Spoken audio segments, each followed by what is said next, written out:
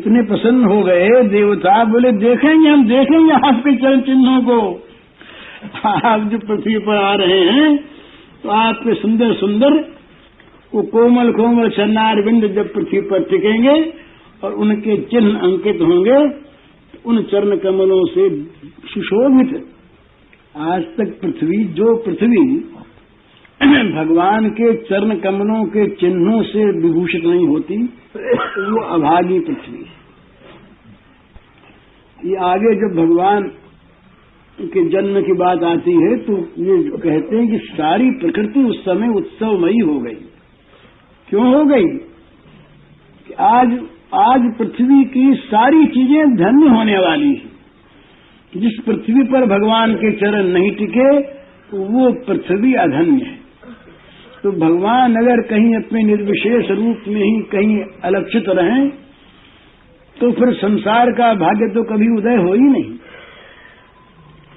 तो कहते हैं देवता कि महाराज आज आनंद होगा, बड़ा आनंद। आज हम आपके चरण कमलों के द्वारा विभूषित पृथ्वी को और स्वर्गलोक को देखेंगे। आपकी कृपा से हम कृतार्थ हो जाएंगे। न ते भवशेष भवस्य कारणम विना विनोदम बत तर्कयामहे भगवो निरोध स्थितिरप्य विद्या कृतायुतस्त्वय्य भयाश्रयात्मनि। बोले महाराज ये आपका जन्म होता है ऐसी बात नहीं,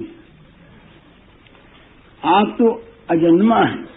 और ये जो हम बताते हैं, लोग बताते हैं कि अमुक कारण से भगवान ने जन्म लिया, अमुक कारण से लिया, ये सब कारण तो एक लोगों को बताने के लिए है। आपके जन्म के कारण की हम क्या तर्कना करें? आप क्यों प्रकट होते हैं ये क्या कहें? हम इतना ही कह सकते हैं, इतना ही है कि महाराज ये आपका खेल है, लीला विनोद है, ये आपका लीला विनोद है। नहीं तो भैया भला आप जिसमें सारा जगत की उत्पत्ति स्थिति और प्रलय आरोपित है, भाई ये जगत की उत्पत्ति हुई, ये स्थिति हुई, ये लय हुआ, ये सब आपके खेल में, और हम मान लेते हैं अपनी भूल से, भ्रम से, तो ये आप जो हैं वो तो आप ही हैं। लीला भी आप और लीलामय भी आप। ये तो अविद्या से मान लेते हैं, लीलामय आप और लीला आप। वे आप जब उत्पन्न होते हैं तो उत्पन्न होना नहीं है, ये आपका खेल है। बिना विनोदम बद तर्कयामहे, ये तर्क की चीज नहीं, तर्क को क्या करे, ये तो आपका लीला विनोद है। तो महाराज अब हम तो और चीज जानते नहीं। ब्रह्मादि देवता बेचारे अपनी बात कहते हैं कि महाराज हम तो प्रेमी नहीं। आपकी लीला किस प्रेम के अनुरोध से होती है ये तो प्रेमी गण जानते हैं। प्रेमियों का हृदय आपको पाकर के किस वस्तु को पाता है, इसका अनुभव अब प्रेमी लोग क्या करें। हम लोग तो महाराज इतना ही जानते हैं कि पृथ्वी गई हमारे पास, रोती हुई कि हमारे पर भार आ गया। तो हम लोगों ने सोचा कि पहले भी तो भगवान ने अवतार लेकर के भार दूर किया, ये भार दूर करेंगे। तो हम तो इतना ही जानते हैं कि ये पृथ्वी का भार दूर करने के लिए ही आप अवतीर्ण होते हैं हमारे सामने, हमारी मोटी बुद्धि में। तो इतनी ही बात है, आपका लीला विनोद है। ये कारण हम बता रहे हैं, सो बात नहीं है, लेकिन हम यही जानते हैं। तो प्रभु मत्स्यास्व कच्छप नृसिंह बराहंस राजन्य विप्र विबुधेषु कृतावतारः त्वं पाशिनस्त्रिभुवनं च यथाधुनीश भारं भूहरयदूत्तम वंदनम ते। कहते हैं प्रभु जिस प्रकार आपने पहले अनेकों बार कभी मत्स्यावतार लिया, कभी घोड़े बने हैं, ग्रीवावतार हुआ, कछुए बने, आधे आदमी और आधे सिंह सिंहावतार हुआ, बराह अवतार हुआ, हंसावतार हुआ, रामावतार, परशुरामावतार, वामनावतार, ये सारे अवतार जो हुए ये हम लोगों की और तीनों लोगों की रक्षा करने के लिए हुए। आपने रक्षा की, तो इस बार भी आप पृथ्वी का भार हरण कीजिए। हे यदुनंदन, यदुत्तम, हम आपके चरणों की वंदना करते हैं। तो देवता कहते हैं, ब्रह्मा जी देवता, कि महाराज हम ये लीला विनोद आपका मानते हुए भी, कि जो हम बताते हैं यही कारण न होते हुए भी हम इतना ही जानते हैं, हमारे लिए तो आप पृथ्वी का भार दूर करने, असुरों का संहार करने, देवताओं की रक्षा करने, देवताओं के लिए यज्ञ याग आदि सुरक्षित रखने, इसी के लिए आप पहले प्रकट हुए और इसी के लिए आप अब प्रकट हो रहे हैं। तो आप प्रकट हो करके पृथ्वी का भार हरण कीजिए, हम आपके चरणों में वंदना करते हैं। ये वंदना उनकी कर ली। अब वंदना करने के बाद भगवान के वंदना के माँ दिखाई दी उनको। भगवान में मन लगा था, अब सोचा अरे ये धन्य तो देवकी देवी है, ये अगर न होती तो भगवान के इस अवतरण का आधार क्या होता। ये सबसे श्रेष्ठ, सबसे अधिक पूजनीय तो ये माँ देवकी है। तो देवताओं ने अब माँ की तरफ हाथ जोड़ लिए और गदगद हो गए देवता। देवता बोले, भैया ये तुम्हारे सौभाग्य की बात हम क्या कहें।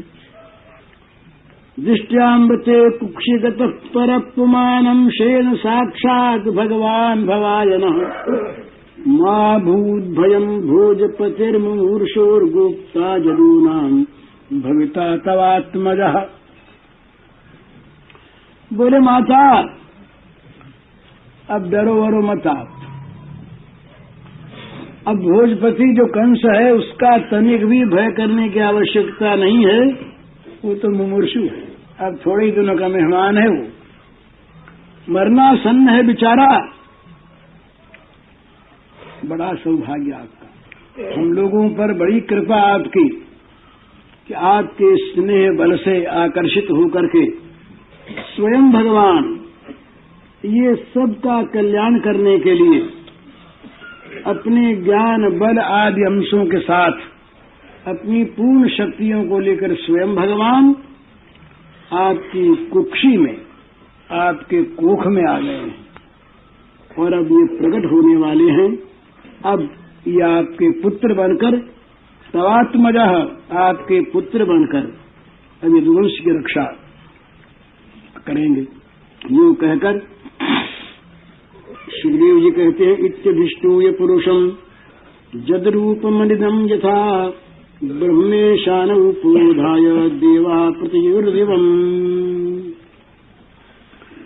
सुखदेव जी कहते हैं, परीक्षित इस प्रकार से ब्रह्मादि देवताओं ने भगवान की स्तुति की और तो बोले ये स्तुति में भगवान का निरूपण हो गया सारा, ऐसा नहीं मान लेना।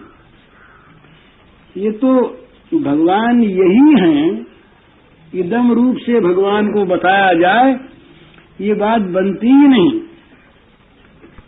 कि यही भगवान है। तो देवताओं ने जो स्तुति करके जितनी बात बताई उतनी में भगवान के स्वरूप की समाप्ति हो गई हो, ऐसी बात नहीं है। लेकिन सब अपनी अपनी मति के अनुसार, अपनी अपनी बुद्धि और क्षमता के अनुसार निरूपण करते हैं। इसी प्रकार देवताओं ने भी अपनी वाणी को धन्य किया भगवान के का स्तवन करके। भगवान का स्तवन करने वाले कोई भगवान पर उपकार नहीं करते, उनका मन, उनकी वाणी, उनका जीवन धन्य होता है। तो इस प्रकार देवता लोगों ने भगवान का स्तवन किया। इसके बाद ब्रह्मा जी, शंकर जी को आगे करके सारे देवता ये अपने अपने स्थानों को लौट गए। ये देवस्तुति समाप्त हुई। अब भगवान देवस्तुति के बाद ही भगवान का प्राकट्य है।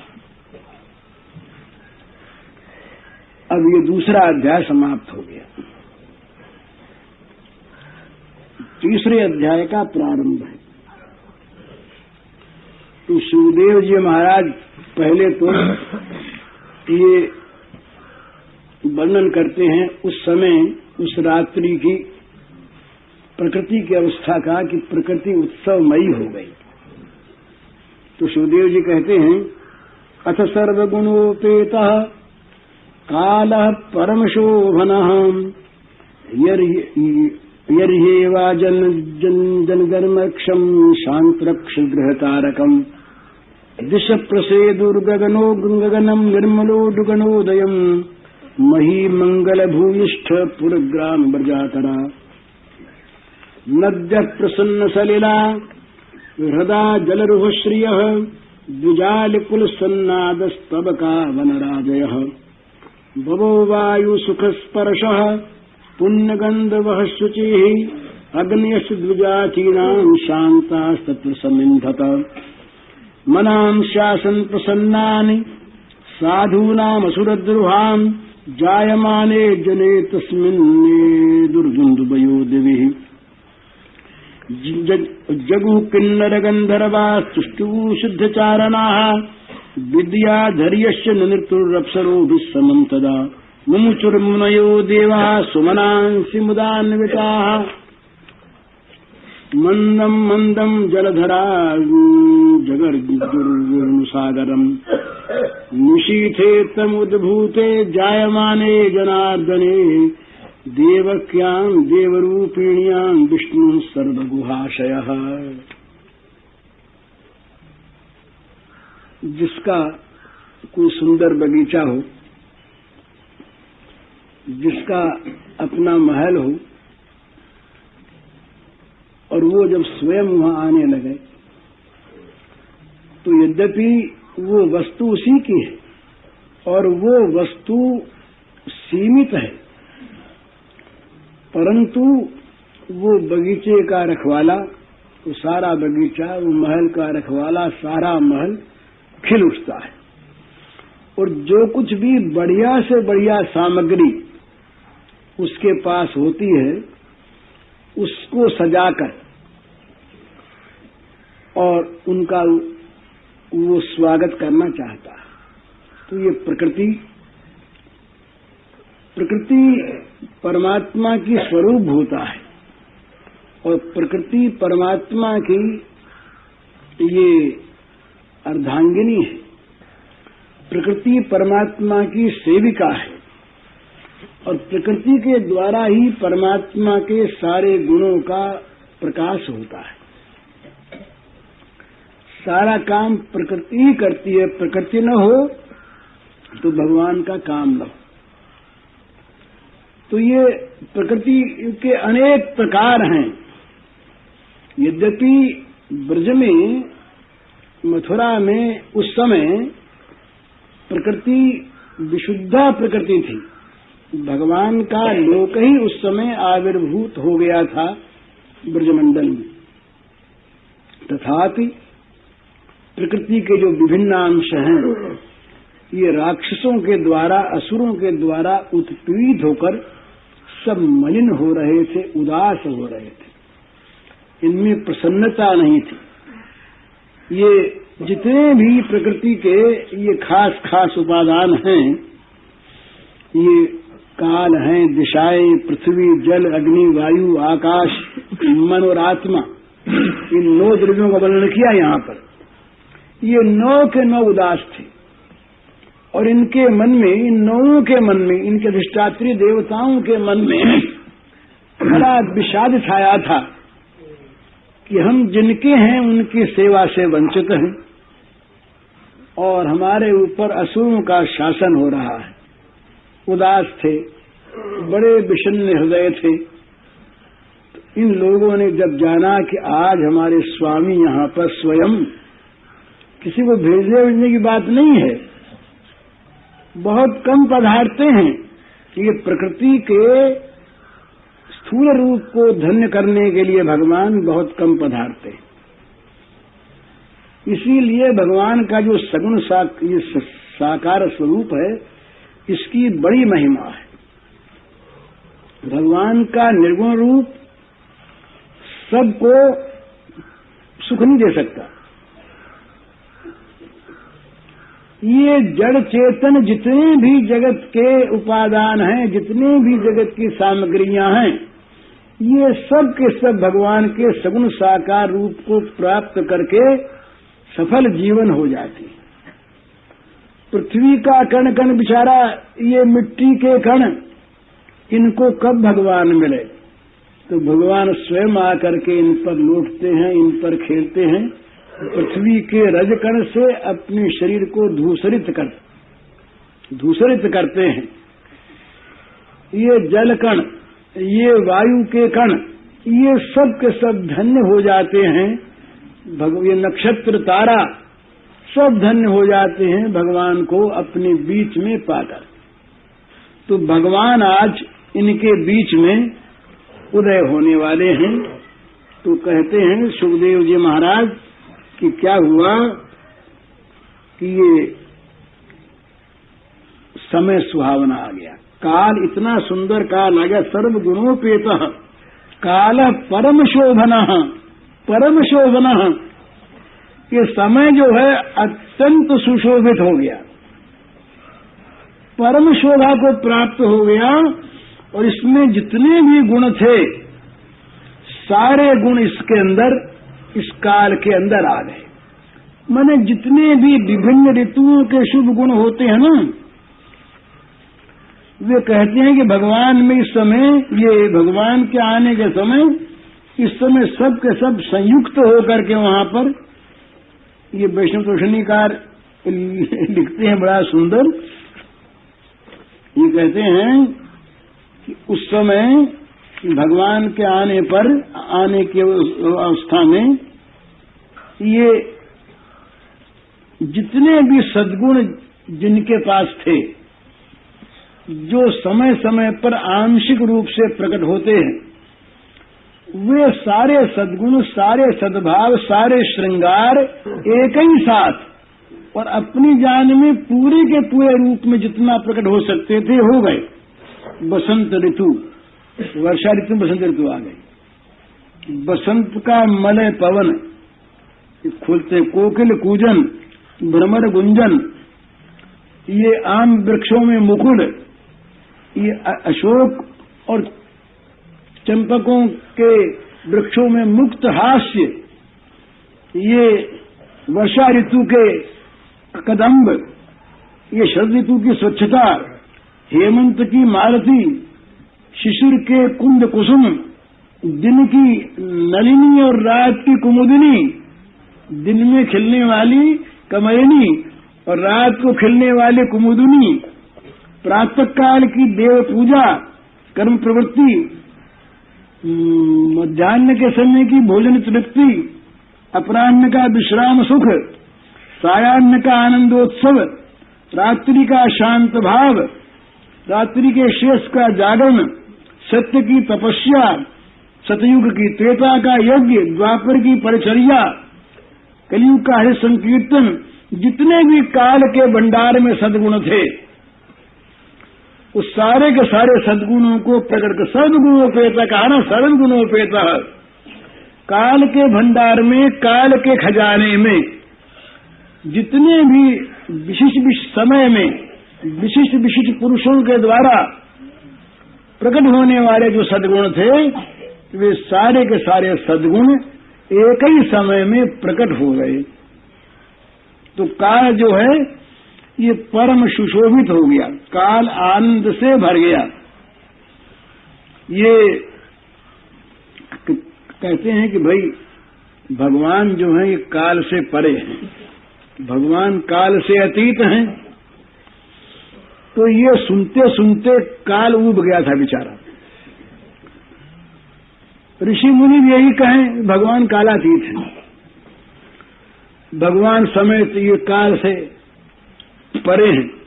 शास्त्र भी यही सारे कहते, सत्पुरुष भी सारे यही कहते। तो ये निरूपण सुन सुन करके अपने बारे में काल को बड़ा क्षोभ हो रहा था, और काल ने इसीलिए रुद्र रूप धारण कर लिया था। काल जो उस समय रुद्र हो रहा था, बड़ा कठिन है,